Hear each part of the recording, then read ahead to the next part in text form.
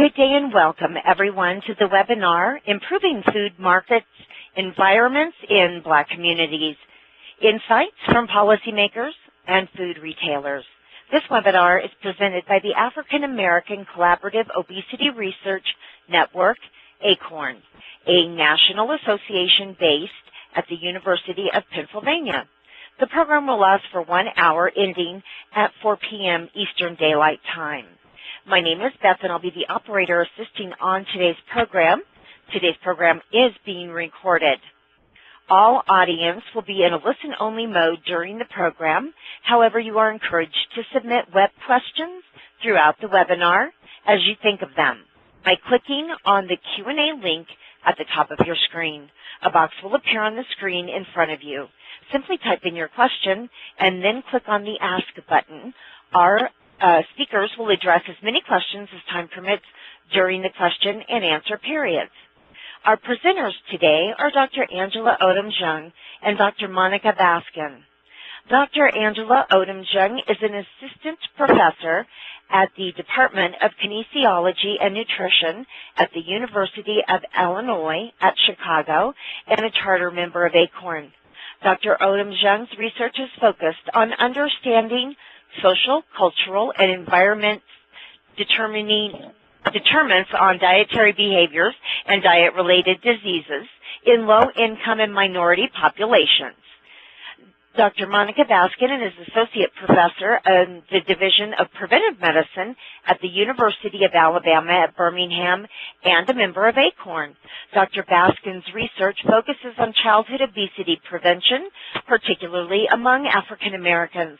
Much of her work links academic partners to community and faith-based networks. Also joining today's program is Dr. Shariki Kumanika, AACORN's founder and chair. Dr. Kumanika will be moderating today's webinar, and at this time I will turn the program over to Dr. Shariki Kumanika. Please go ahead. Thank you very much, and welcome to those of you who've joined us for this webinar. We appreciate your interest in learning about AACORN's research. AACORN is a national research network comprising academic researchers, scholars in training, and community research partners.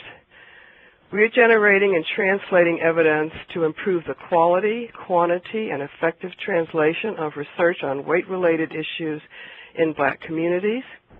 As reflected in the content of today's webinar, we have a particular interest in food marketing issues.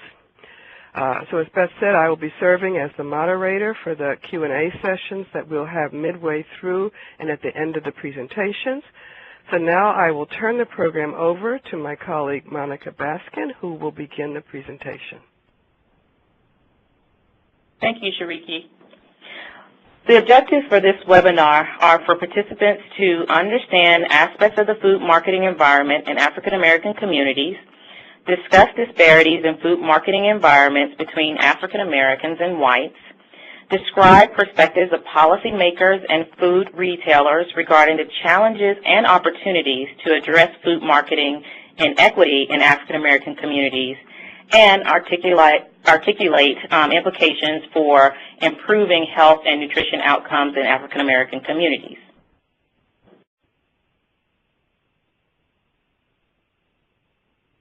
In general, African Americans have a higher burden of obesity and related chronic conditions such as diabetes and high blood pressure than their white counterparts.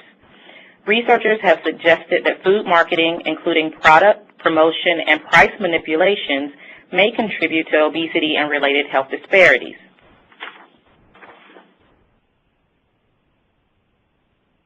In particular, African American food marketing environments tend to encourage and reinforce the consumption and or overconsumption of high-calorie and low-nutritious foods.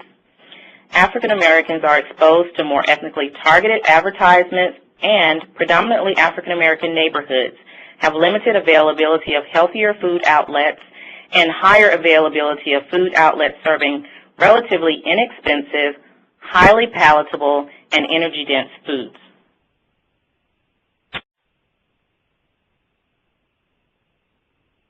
In an attempt to help reverse the rising trends in obesity, researchers and public health organizations have called for changes to food industry practices and government policies that affect the location of retail food outlets and/or food advertising. However, support for such policies has been met with resistance from the food industry and concern by consumers.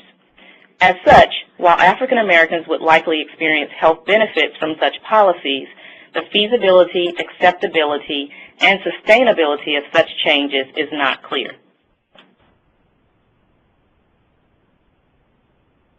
Findings presented today are from our study exploring the perspectives of key stakeholders with potential influence to change food retailing and marketing practices.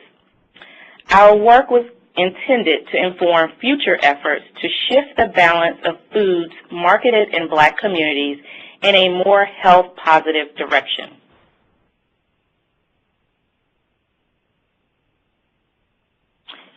In terms of our study design, the study involved key informant interviews with food retailers and policymakers serving Black communities in Birmingham, Alabama, and Chicago, Illinois. Interviewees were presented with scenarios to sensitize them to the potential health effects of targeted marketing on the Black community as it relates to the 4 Ps of marketing, specifically products, or the types of foods and beverages for sale, place, where food is available, promotion, including advertising on television, radio, billboards, and giving out free samples, and price, what is charged for a product, including whether it is a regular price or special price. After the sensitization, participants were asked to comment on the feasibility of policy strategies to limit marketing practices suggested as unfair to Blacks.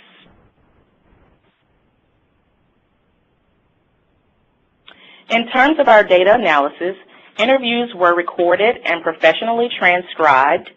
Then, verbatim transcripts were reviewed by site investigators and members of AACORN's Research, Evaluation, and Dissemination Core. Qualitative content analysis was used for data analysis. Now, Angela will review the study findings. Thank you, Monica.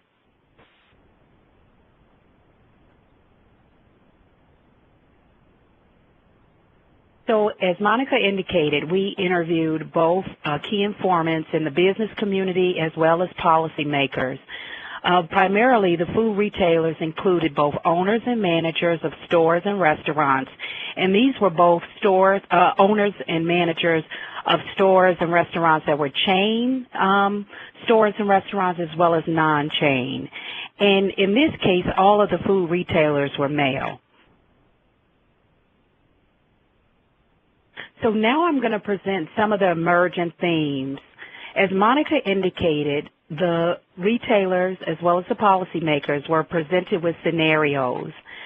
These scenarios were used to prompt a response about key issues that would be related to marketing in the African American community and also be related to obesity risk in African Americans. The first scenario was related to promoting sweeter products in the African American community. In this case, African Americans would receive a sweeter version of a tea at a fast food restaurant as compared to a regular version or a less sweet version. And in this case, the business key informants talked about the idea that this was normal business practices, so that if you develop a product and you market that product because a consumer prefers that type of product, that it would be a part of the normal business practice and as a result it would be acceptable. So they talked about the need for business leaders and business people in the business community to respond to demand, as well as they felt that that response is acceptable to consumers. And then they talked about how these types of approaches could be used to increase sales. For example, one business key informant said, I think the reason they are doing it is to help them sell more of the product. If it's more to the liking of African American people, then of course they're going to sell more. The next scenario was related to taxes on sugar-sweetened beverages. This scenario was presented, and information was presented that linked taxes to a decreased intake of sugar-sweetened beverages, as well as information related to the relationship between sugar-sweetened beverages and obesity. And then lastly, information about how revenue from taxes may help with obesity prevention efforts, as well as other things that might be used to improve communities overall. And so in this case, the business key informants talked about taxes being less effective, and that they thought that there was more education needed in communities. And they also talked about the idea that if you target sugar-sweetened beverages, that it would be targeting a single product, and that there's actually multiple determinants of obesity. Drivers also mattered. The key informants indicated that if the driver of the taxes, if the taxes were driven by the fact that more revenue was needed in the government, that it may not be legitimate that it was associated with focusing on a decrease in sugar-sweetened beverages, that it actually may be other motivations for why those taxes may be in place. For example, one of the business leaders said, well, I'm big on education. You know, I think that needs to be covered first and foremost. It's funny. It's just funny seeing that, because I know we sell a lot of this stuff that's highly taxed, and we sell a whole lot of it.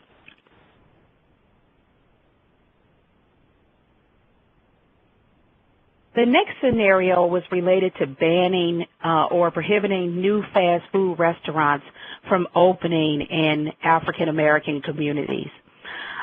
In response to this scenario, the business leaders talked about the need for businesses to open, and that this is the American way, so that in America we promote businesses and that we promote the opening of businesses. So this is sort of prohibiting or restricting businesses or business would be not desirable. And they also indicated that they were not sure that blacks are actually being targeted by fast food restaurants, because fast food restaurants are in every community. They thought that if in African American communities that there were more fast food restaurants, they thought that this was driven by income versus race. And then they also raised other benefits related to fast food restaurants being in communities, such as cost, low-cost meals or jobs. For example, one business leader indicated, I am by nature, I don't want to say a liberal, but I'm against restrictions.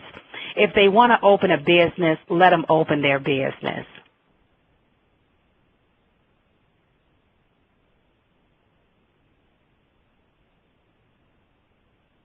The next scenario was linked to or described the lack of supermarkets in predominantly black communities. And many of the retailers, again, the retailers represented both owners and managers of stores as well as restaurants, talked about this being driven by income versus race, and that crime and poverty were factors in determining where grocery stores or supermarkets would be located. For example, one of the business leaders said they figure in certain neighborhoods they are not going to sell a lot of fruits and vegetables. They're going to sell a lot of stuff like frozen stuff. That's what I really think.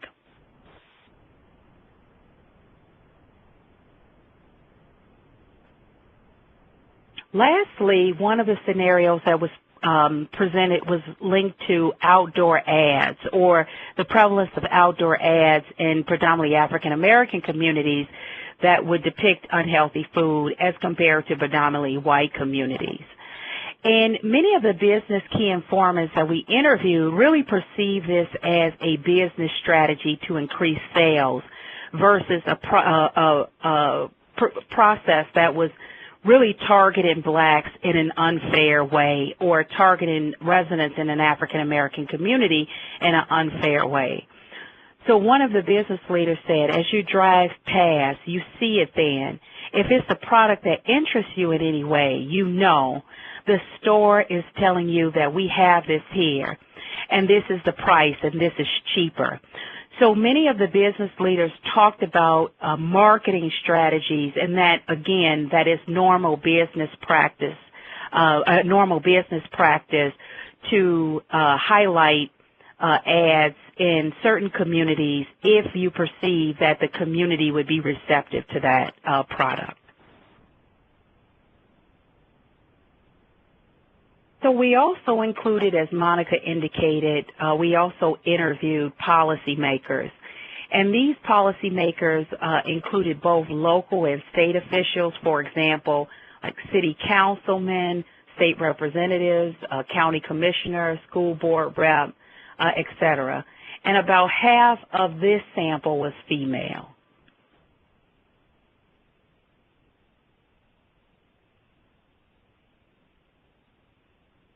So again, the first scenario that was presented was related to sugar, related to promoting a sweeter product, specifically a sweeter tea, in fast food restaurants in predominantly African American areas, and promoting a regular tea or a less sweet tea in other areas. Similar to business leaders, policymakers indicated that it's acceptable to respond to demand. If African Americans prefer a sweeter product, that it's just good business practice to respond to the demand.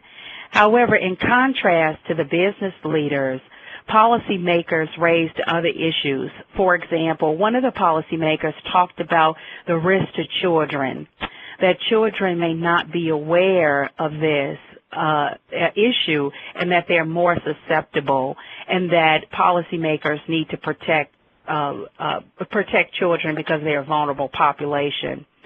Also, some of the policymakers raised the issue that if the African American community was aware of this, that they may feel like it was unfair. In contrast to the business leaders that really indicated that customers would probably think it was acceptable, some of the policymakers indicated that if consumers knew about this, that they really may perceive it as a social justice issue. For example, one of the policymakers indicated the danger would come in for children. For most folks that are in my generation, you get to the point where something is too sweet and you back off. But most kids are not that picky.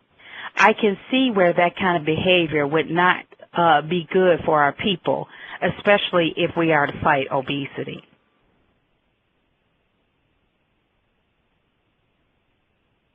The next scenario, similar to the business leaders that was presented to the policymakers, was about taxes on sugar-sweetened beverages. And again, this was related to, it highlighted the relationship between sugar-sweetened beverages and health outcomes such as obesity, as well as some of the evidence related to the impact of taxes on consumption of sugar-sweetened beverages.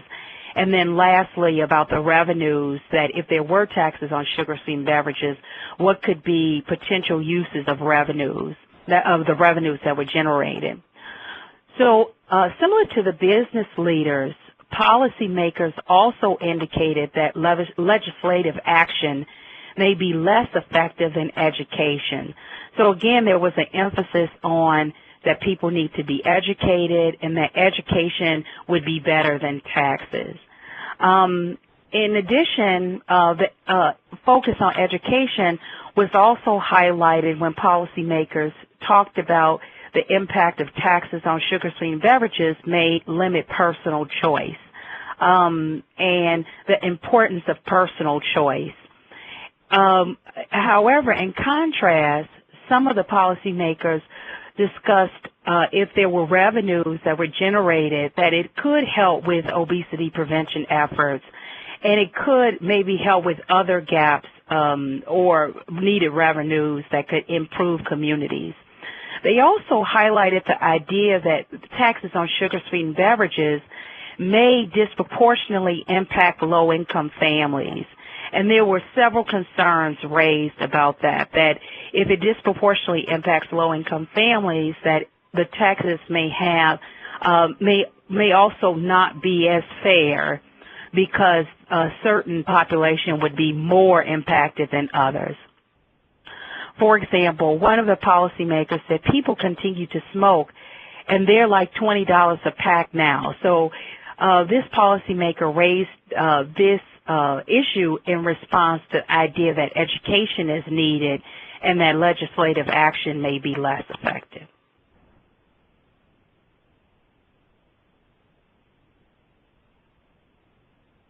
The next scenario, again, was related to banning fast food restaurants in communities that had an overabundance of fast food restaurants.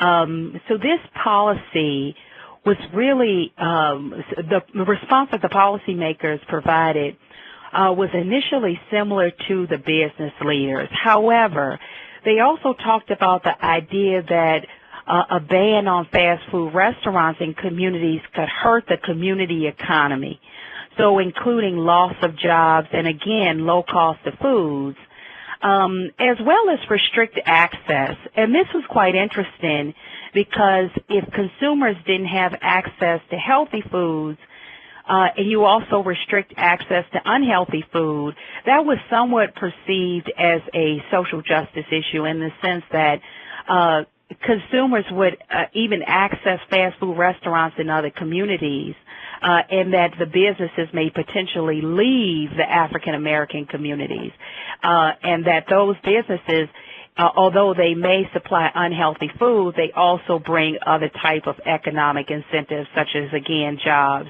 and lower cost food. For example, one of the business leaders indicated communities need to be respected when it comes to those types of choices. Again, that is part of the education process. So similar to business leaders, they talked about the idea that we need to educate consumers. Another policymaker reported, probably, as I'm thinking now, probably it wouldn't, when asked if it would actually decrease the consumption of fast food, because they have no restaurants versus having the fast food restaurants. So when asked about the issue of banning fast food, the response was not as positive because of the loss that the community would experience, and as well as the focus on personal choice and education.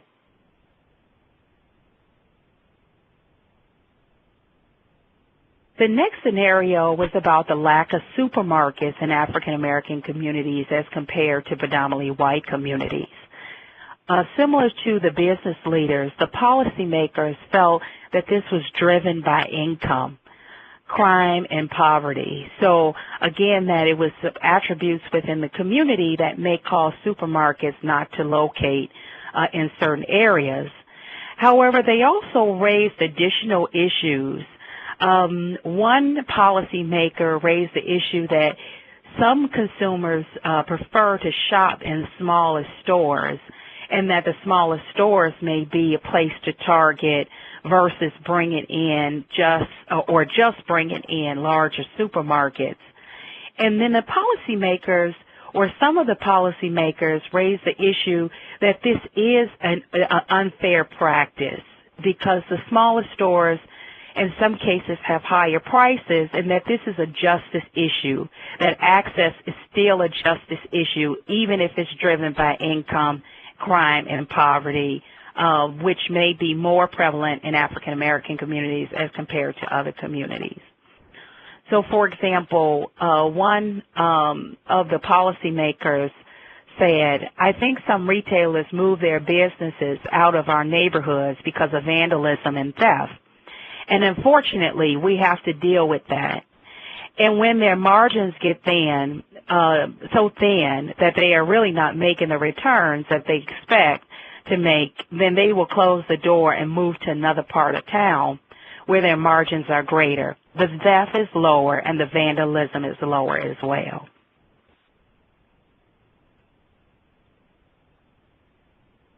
The last scenario, again, was associated with more outdoor ads for unhealthy food.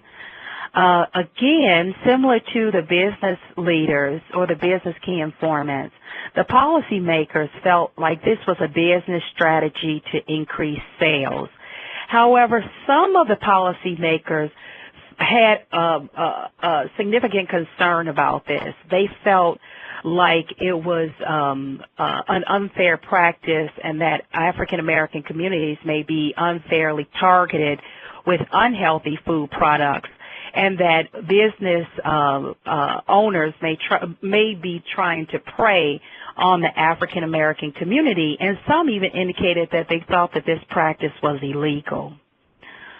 For example, one of the policymakers said, I think they're just promoting what's actually happening and looking at the demographics and saying we have higher fast food restaurants, so that's what we'll promote. So this particular policymaker felt like this is a business strategy. They look at the demographics and they match the food that's promoted to the demographics and the preferences of the community. So, Angela, do you want to take some questions now before you talk about the cross-cutting themes, or before we go on to recommendations? You know what, I can take a couple of questions. Okay, well, why don't we stop now and see. Let me remind the participants that you can go to this question and answer box, which should be on your screen, and you can type question. And if you type it, I will see it there, and then I can pass it on to the presenters. I'm going to start off because it is a lot of information, and some of it may be pretty surprising to people. You know, the way they responded. To go back to the retailers, did you get any sense that the perceptions were different, say, from the small store owners versus the supermarkets, or by the ethnic characteristics of the store owner in the way they viewed the scenarios? You know, I think Monica could answer that, right? I think it depended on the issue because with some of the consumer choice discussions, I think the chains, at least when it was the interviews with supermarket owners, that was very salient with them, the idea that stores respond to consumer demand. So they really could compare and say, okay, a store on the north side of Chicago, it's likely that they will have very different products because the communities are very different. And that's sort of how chains work. So it was really, even though some of the store owners or managers the store managers that we interviewed were African American, they sort of felt like, okay, this is what happens. This is what stores do. They get things in and they try to appeal to the consumers in their local community, and that even though one or two people might want a product, they felt like they go with the majority and that they may have a product that might be unhealthy where another store may not carry that product. But I don't know if, Monica, did you want to add to that? Yes, so certainly, my impression from the data we got from food retailers in the Birmingham, Alabama area was that those smaller store owners and managers in the smaller grocery stores and convenience stores, they tend to be very, very sensitive to issues related to pricing and focus a lot about their needs to really maximize the profit margins that they had. And they talked about certain products being easy to sell and move off of the shelves.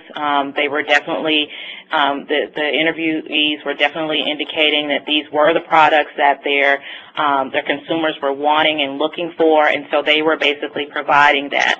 They often talked about how it made some differences between, what access they had to resources in a smaller store versus some of the chains, and really talked about not being able to count on as in larger chains not being able to count on other resources or marketing practices or any other kind of financial support that might come from a larger chain.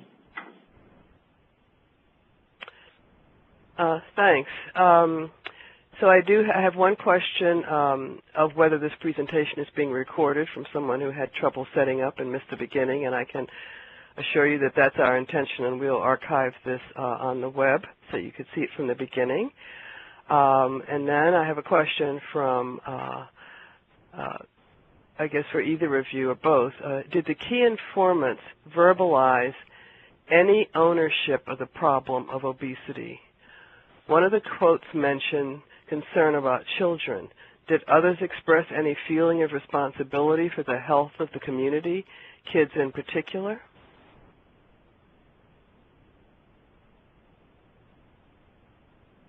So the retailers from the Birmingham area, my recollection is that there wasn't an overwhelming sense of ownership that they were contributing to obesity.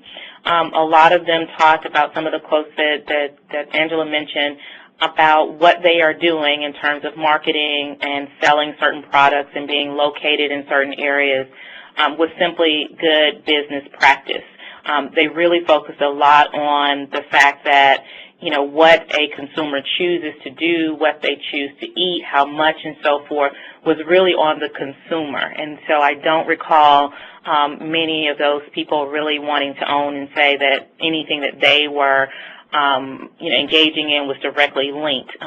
Most of them, my recollection, is that they really talked about, well, if the consumer wanted a different product, then we would sell the different product. But right now, the consumer wants the high energy density foods, the low nutritious and low quality foods, and therefore they were providing the consumer with their wants and desires. I think that was very similar to the food retailers in Chicago that they talked about, although some expressed an interest about doing, selling different items, and that if they felt that people would buy it, that they would be willing to try. But I think that where there were some issues raised related to obesity was in the policymakers. The policymakers that we interviewed talked about a need to address obesity. One of the barriers with the policymakers, which was quite interesting, was the evidence that they felt that some of the items are linked to obesity. So the relationship between smoking and lung cancer, and I remember one particular policymaker that we talked with, they said that's very clear. But because you eat everywhere and you eat so many different things, it's difficult to say that fast food or sugar-sweetened beverages, that this one thing is the contributor to obesity. And so with some of the restrictive practices like taxes or prohibiting fast food restaurants or new fast food restaurants from coming into a certain community, they felt like the pros, in a way, outweigh the pros for those types of restaurants, or the pros for not having taxes outweighed the cons, because we can't say for sure that it's this or that, because there's many things, many factors that may contribute to that. Thanks. Well, why don't we then continue with the cross-cutting themes, and then those of you who are in the audience, feel free to go ahead and write questions that might occur to you, because we can take them in the question-answer period at the end of the session. Okay, thanks, Shariki. So there were several cross-cutting themes. One of the issues, and these have been raised before, but we thought that they would be, that these themes really went across the different scenarios. So there was a lot of discussion about personal choice versus societal responsibility. And this came up in several, we had several examples of this, both in the policymaker interviews and in the business owner / manager interviews. So this idea that consumers should have a choice, or it's your personal choice to engage in a certain practice versus corporate or business responsibility or government's responsibility or society's responsibility. There was also one of the things that came out across the scenarios was this idea of selective marketing, and one of the business owners actually used that term, selective marketing, versus the idea that these practices are linked with racism or unfair treatment. So across many of the scenarios, business leaders and policymakers talked about this idea as it's just good business to give consumers what they want. Or if you have research or information that suggests that consumers want a certain product, like the sweeter tea, you should actually deliver that product because you're both serving the consumer. But even beyond that, that's the practice of business. We're in business to make money.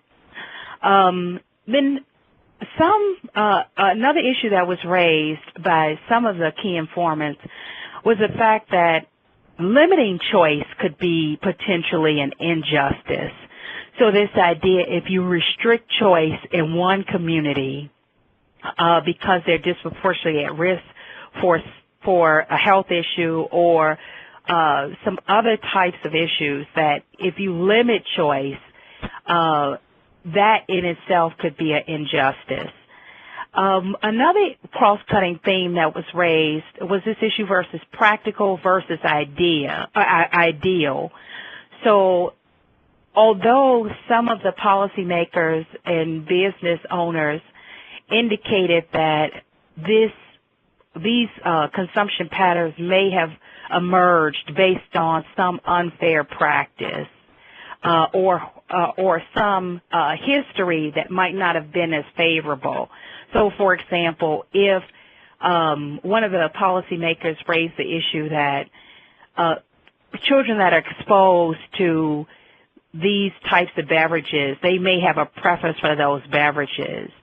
But again, the pros of certain things might outweigh the cons. And business leaders also raise this issue that even though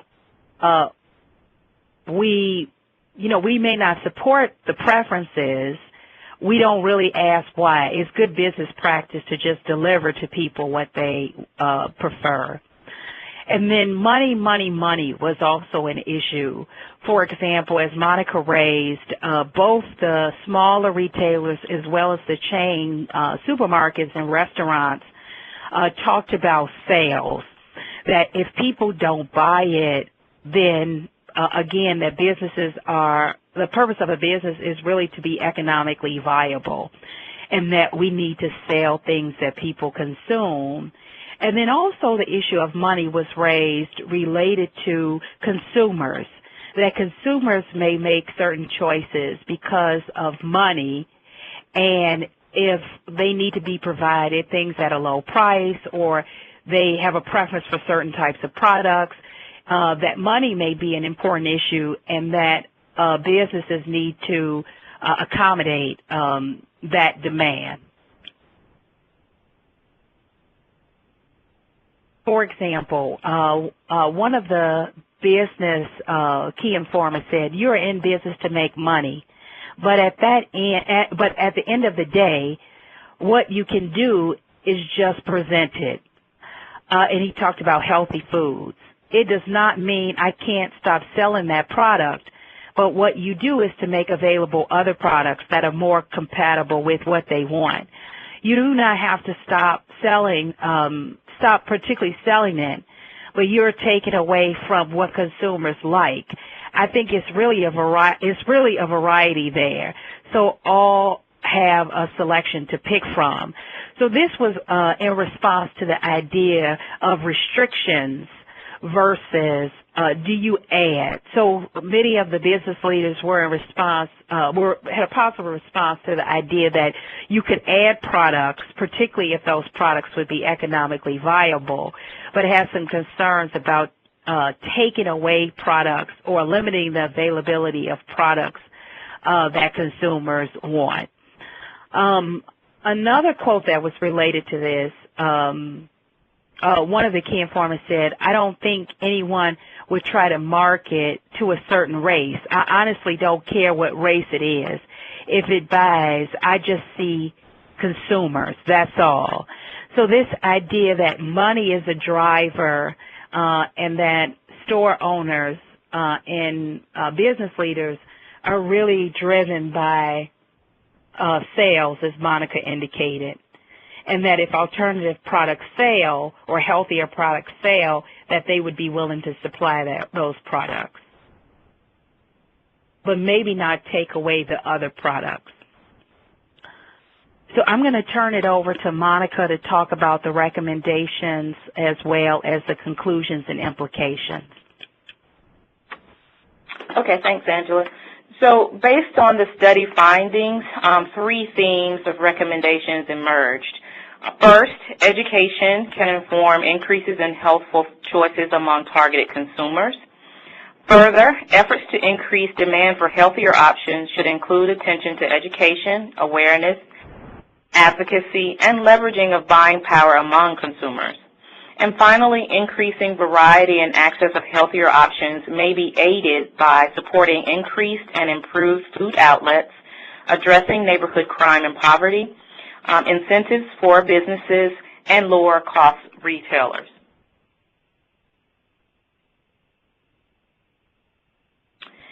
In conclusion, the food marketing environment for African Americans contributes to negative health outcomes. Educational interventions and efforts to support community awareness and advocacy are supported by retailers and policymakers alike. However, targeted marketing is seen as a normal and acceptable business approach, and restrictive policies such as taxes and bans may evoke consumer feelings of government infringement on personal choice.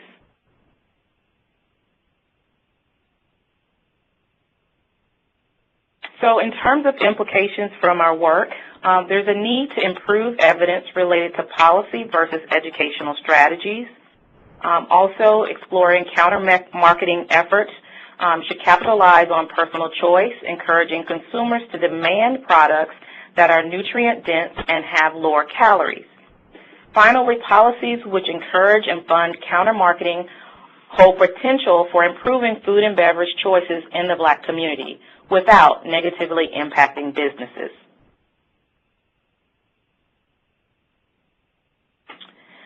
So we would like to acknowledge the Robert Wood Johnson Foundation, our project staff at both the University of Alabama at Birmingham and the University of Illinois at Chicago, and our community partners for helping us to run this study. Shariki? Yeah, thank you. So we have about 13 minutes for questions before we end the session, and there are a few questions that are coming in from the, just get another screen here so I can see all the questions. Right, so I think the first one I'd like to put actually to a colleague who hasn't been introduced yet on the webinar, Vicki Lassiter, who's the Executive Director of AACORN and has been involved in some of this work. One of the participants has asked whether we have any plans to interview community residents, including youth, and we have done some work of that type. In fact, we did that work first before we went on to look at the supply side. So I wonder, Vicki, if you can just make a few comments about the kind of work we did with consumers. Sure. Yes, we have done quite a few rounds of focus groups and interviews with consumers, caregivers of African American children, as well as Shariki mentioned, African American youth, to better understand their perspectives in looking at a food marketing environment. So we have engage young people specifically actively in kind of looking at the demand side and looking at strategies specifically from a youth perspective and kind of pushing back and showing that there is a very specific interest in healthier products and that would be the preferred marketing that they would like directed towards them, and actually giving them a platform online to use social media tools that young people are using to really communicate to food marketers as well as to food companies to let them know we want better in our communities. Thanks. So there's a comment about the fact that issues of restricting SNAP seem to be kind of counterproductive or contrary to some of the types of things that are being proposed, with cuts to SNAP. We're not able to comment on the legislation and things like those proposals, but note the point that this participant is saying that a lot of people rely on SNAP to keep from going hungry, and so that the issue of restricting things while people are depending on it is something to really consider. A participant asked if we can go back to the recommendation slide because it went by kind of fast, and perhaps maybe going over the recommendations again. And if you have further questions about the recommendations, you can type them in and I will see them. So I guess, Monica, since you did the recommendations, do you want to flip back to that slide and talk about them a little bit more? Okay. So I've moved back to that slide for the recommendations, and primarily I think the first one is related to what was an overwhelming strategy that was suggested both by the retailers and policymakers around education. And I think across the individual participants, many people talked about making sure that consumers, but also individuals who are retailers and policymakers, are basically aware and knowledgeable about healthier choices. So I think this goes back to Angela's comment in terms of this sort of juxtaposition of whether or not it's personal responsibility or there's something out there in the larger community. And many people came down on the side of saying, let's make sure that everyone is educated about what is a healthier choice so that when they go in and exercise that choice to purchase and or consume foods, that they know they have full awareness and knowledge about that. And I think, some examples in terms of policies that have been implemented more recently are things like adding calorie content to menu boards, for example. People were talking about different strategies on that end to make sure consumers are educated. The second recommendation is really just about increasing demand. So as Angela mentioned and I described as well, many of the retailers talked about their willingness to sell other products. But, one of the things that they were torn with and policymakers agreed is that at the end of the day, the bottom line is what counts. And so they need to have a sustainable, viable business. And if they're selling, putting out products that are not selling, then that is defeating their attempts at, making this business viable. So increasing the demand is education is part of that as well, and awareness, and then really helping out with consumers and residents around advocacy, the kinds of things that Vicki was mentioning, what we work with youth in the past, to really go out and make sure that business owners and policymakers in the communities are aware we want different choices in our stores. And then certainly the buying power. So African Americans and youth in particular spend a lot of money in their communities in these particular stores and outlets, and making sure that they're using and leveraging that buying power to shift the types of food items that are available in their communities. And lastly, the recommendation is related to increasing both the variety and access of healthier options throughout communities, and talking about, exploring more about what's going on right now, what are things that could be different, and then also targeting issues related to crime and poverty, where some of the food retailers said that They sometimes move out of certain neighborhoods because there's a lot of shrinkage and loss in their stores, or consumers may be afraid to come to their particular storefront because of things that might be happening in the neighborhood. And then many of the retailers talked about, if there were certain incentives to businesses to locate in certain areas, then they would be more likely to go. So we do know there have been policies, for example, to either defray or lower property tax or other kinds of business taxes that are levied on different businesses to come into a certain community, and then making sure that for those consumers who cannot afford higher price, higher end retailers, that they have options available as well. Thanks, Monica. Here's a question about the information that's available at the store level and the proportion of healthy products available. I'll read the question. So many of these decisions related to variety and nutrition facts are not made at the local store level.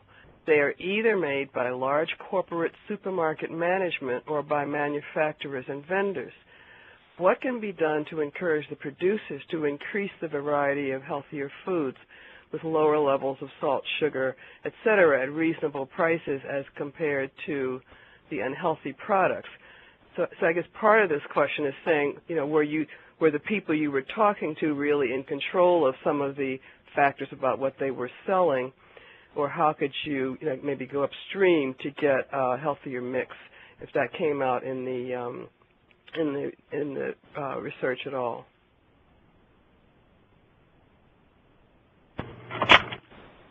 I know at least in one of the interviews there was a discussion about the types of products available.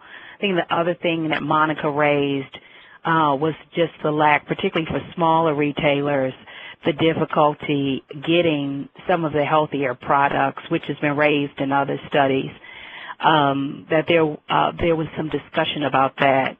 But only a few of the key informants, from what I recall, really talked about some of those upstream factors.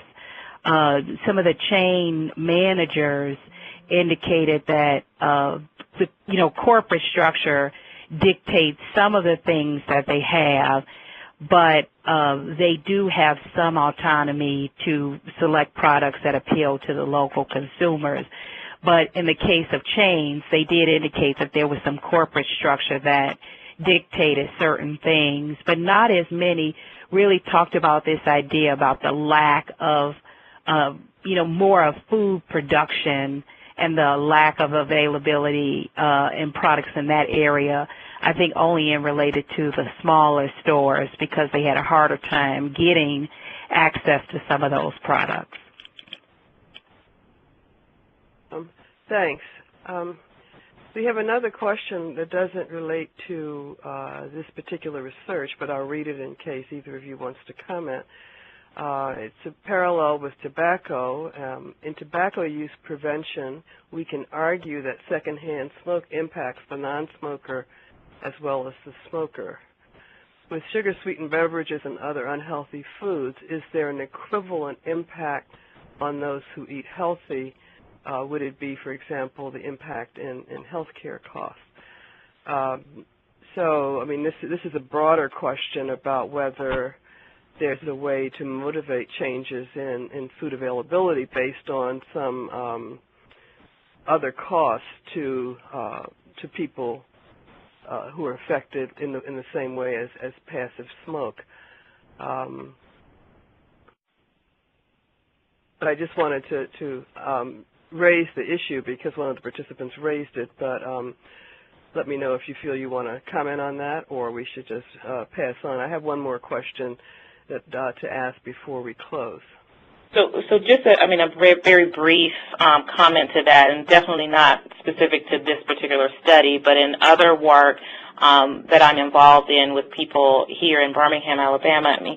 I think this issue of, what are some of the other side effects, if you will, of this issue does resonate with policymakers at the state and even at the national level.